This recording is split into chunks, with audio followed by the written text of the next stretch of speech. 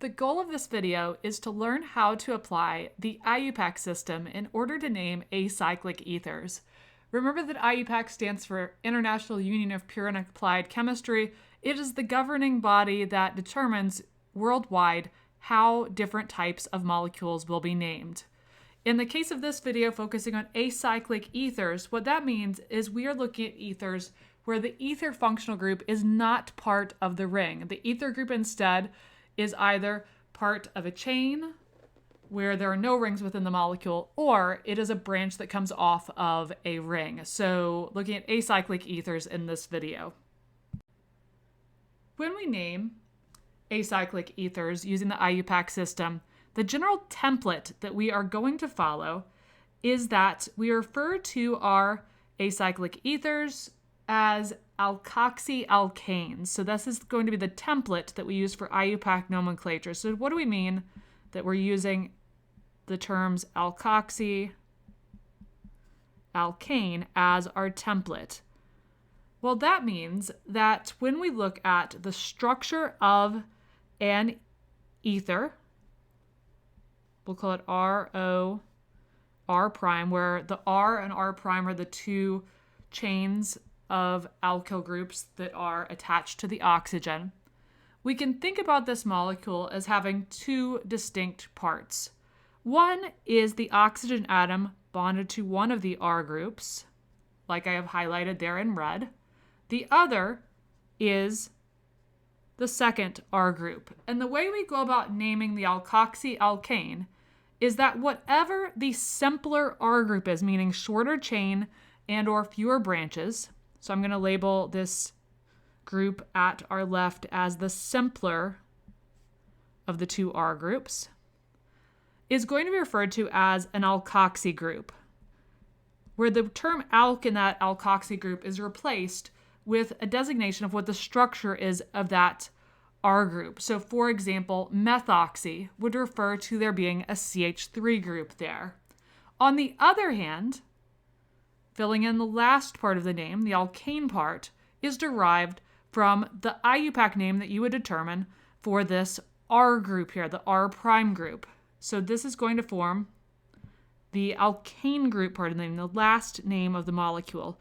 And you would come up with that by determining the name of the alkane using the IUPAC rules that we learned for alkanes, where you find the longest carbon chain that is contained within this R group, start numbering it from the end closer to a branch, and so on and so forth.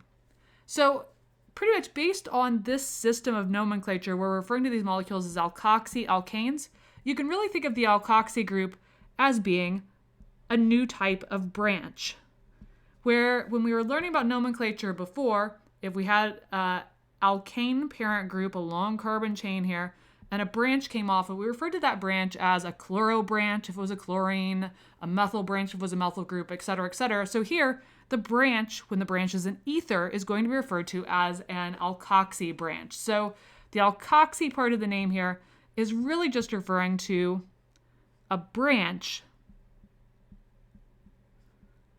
with an O alkyl group that is coming off of a parent alkane chain, or it could even be an alkene chain in that case. And the alkoxy will be incorporated into the final name, just like any other branch would, in that you will list the alkoxy group's name in alphabetical order with the rest of the branches. So let's do an example or two to illustrate how we go about applying this toward a couple of practice problems. So we'll start with this practice problem here, like so. So of the groups that are bonded to the oxygen, we have a methyl group, and then we have this much larger group here. This group on the right is more complex, and so that's going to form our parent name. That's going to be the alkane name, the parent, the last part of the name. And then the other portion, the oxygen, over through the methyl group, we'll refer to as our alkoxy branch. So we think of that as being a branch, just like we would a chlorine branch or whatever other branch we have. And in this case, the specific name of this branch, being that it follows that alkoxy designation, there's one carbon atom in that, we refer to it as a methoxy branch. Now, methoxy is going to be a prefix to the name of this molecule as a whole. And to come up with the name of the molecule as a whole, plugging in the parent name, to determine the parent name, we need to name this particular portion of the molecule. And the way that we do that is start numbering it from the end closer to where the branch comes off. The only branch in this case is that alkoxy branch. So therefore, we start numbering from right here as number 1, 2, 3, 4, 5. So therefore, the parent name of this is going to be pentane. And now we plug these two together to come up with the full IUPAC name. So the parent name being pentane. And then the term methoxy is going to come in front of that. So methoxy pentane. And bear in mind that we need to also specify the location of that methoxy group, because the methoxy group could be anywhere along this 5-carbon chain. It happens to be at position number 2, and so therefore we call it a 2-methoxy group. So the full IUPAC name for the molecule that we just looked at then would be 2-methoxypentane.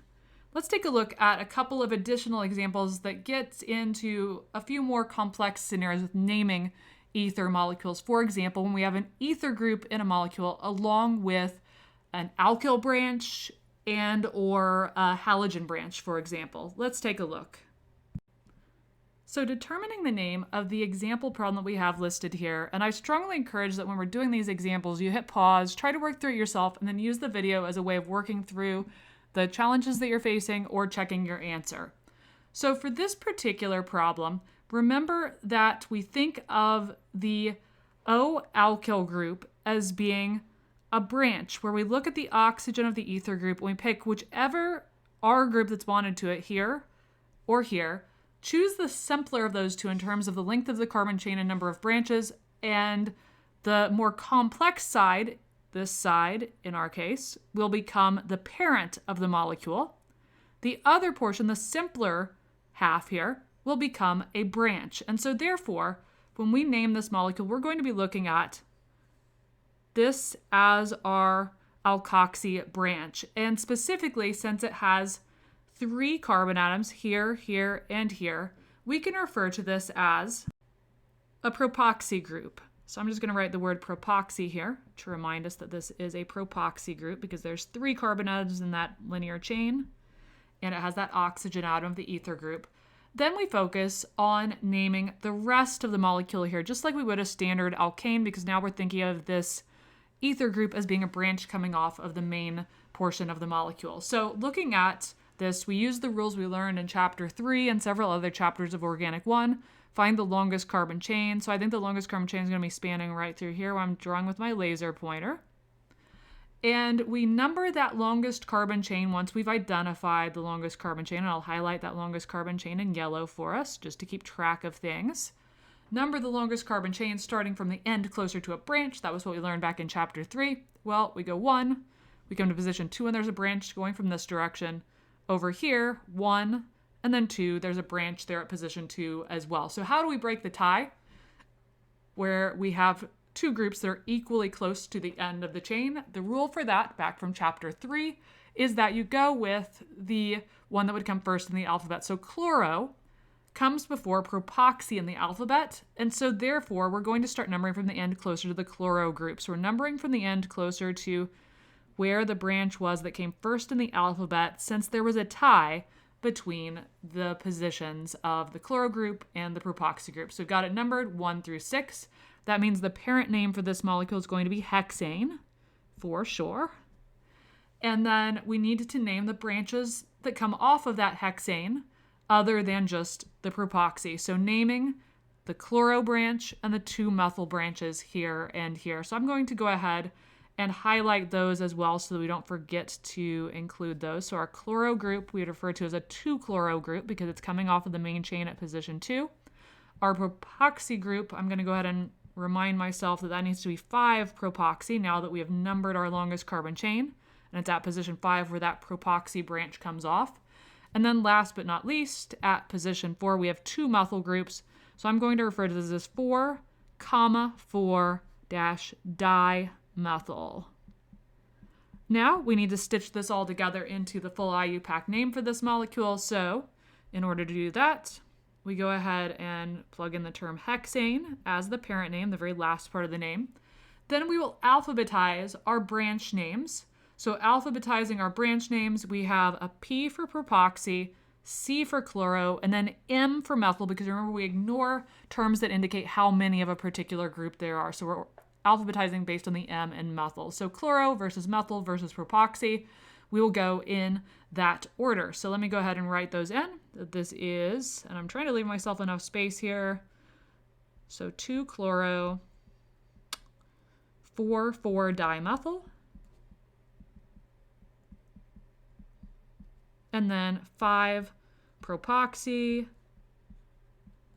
hexane, and that should all run together as one word there where propoxy hexane is a single word. I ran a little short on space, so that's why it's crowded like that. So now we have that part of the name in place. There's just one thing left, and that is whenever you see wedges and dashes, you need to ascribe the configuration of the molecule. What is the absolute stereochemistry, in other words? So within this molecule, we have two places where we can recognize and identify the configuration of the stereocenters. So that is at position 2, where that chlorine wedge is coming off, and at position 5, where the ether branch is coming off. So I'm going to put 2 and 5 here in my parentheses to remind myself that I need to assign the configuration at carbon 2 and at carbon 5. So at carbon 2, our stereocenter right here, coming up with the rankings of those. We'll go ahead and do that here.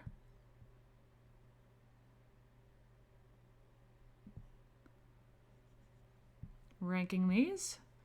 I'm going to put my rankings in blue here. Chlorine is going to be the highest ranked because remember the rank goes based on the atomic number of the atom that is directly bonded to the stereocenter. So chlorine has a higher atomic number than carbon or hydrogen, so chlorine comes first. Second highest ranked group is going to be coming over this way. Third highest ranked group is going to be the methyl right here. And then fourth ranked group is the hydrogen atom that is pointed away from us. And since it's pointed away from us, what we do is we go from 1 to 2 to 3. With that being clockwise, that means that at position number 2, it is an R configuration. We come on over to position number 5 to come up with our other configuration at the 5 stereocenter, ranking those groups that are directly bonded to that position number 5. Oxygen comes first because that has a higher atomic number than the carbons. Second highest ranked group is going to come over to here. Third highest ranked group going out to the right there. Our hydrogen is still pointed away from us at this stereocenter, and so therefore going from 1 to 2 to 3 takes us clockwise. Clockwise, if the hydrogen, lowest ranked group, is pointed away from us, is going to be R. So this would be 5R. So our full and complete name, what you would need to list on a quiz or any other type of assessment for this molecule, would be this whole name here that I'm highlighting in gray. In this example, we have a 6-membered ring of carbon atoms with a branch coming off of it that contains our epoxide group. We also have an alcohol group within this molecule, so we need to determine how we would name this according to IUPAC rules. And this example is going to serve as a reminder that when we have a hydroxy group within a molecule, an alcohol group, that the alcohol group takes priority over alkyl groups, halogen groups, and ether groups in determining how to number a chain or how to number a ring. So the alcohol group will be at carbon number 1 of the ring, because as a general rule here, the alcohol group, for purposes of naming, is going to outrank halogens, which I'm going to show as X, which are equal in naming ranking, to alkyl groups, which are equal in naming rank to ethers. So when we are looking at a ring and deciding where to start numbering the carbon atoms of that ring, or if we're looking at a chain and deciding which end to start numbering from, we start numbering from the end closer to an alcohol group if there's an alcohol group present. Or in the case of a ring, start numbering at the carbon atom of the ring that has the alcohol branch coming off. So that's position 1 is implied. Then we go around the ring in the direction that takes us as quick as possible to the next branch. So that takes us around the ring in this orientation. So the parent name of this is going to be